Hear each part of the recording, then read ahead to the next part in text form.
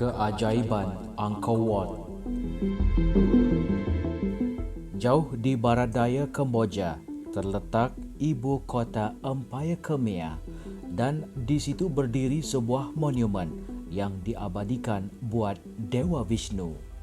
Monumen ini dibina oleh Surya Varman II yang bermaksud pelindung matahari sekitar tahun 1100 sehingga 1150 Masihi, dan nama yang diberikan terhadap monumen berkenaan membawa maksud Kota Candi.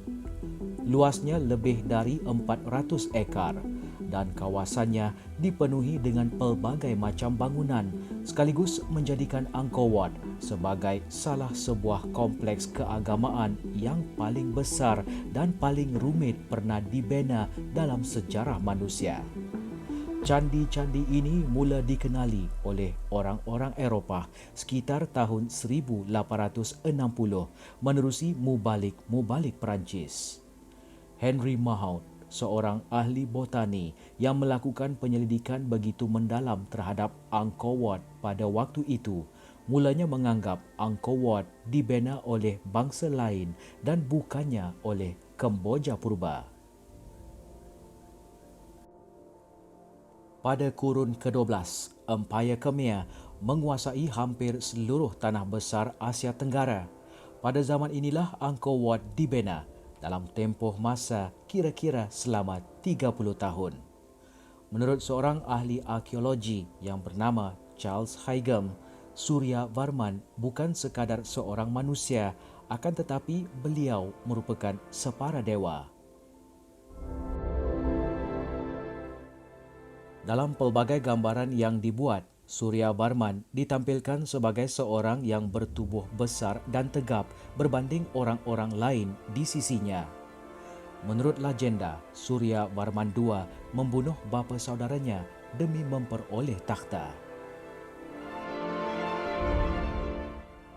Kota Angkor adalah sebuah kota yang dihuni dengan sejuta manusia, dengan sistem perairan yang kompleks, rangkaian jalan yang maju, serta bangunan-bangunan yang indah. Namun dalam tempoh 200 tahun, tamadun Khmer tumbang tanpa sebab yang jelas. Candi Angkor Wat berupa sebuah piramid 3 tingkat bersaiz besar yang dibina di atas permukaan tanah yang berbentuk segi 4 tepat dan dikelilingi oleh air.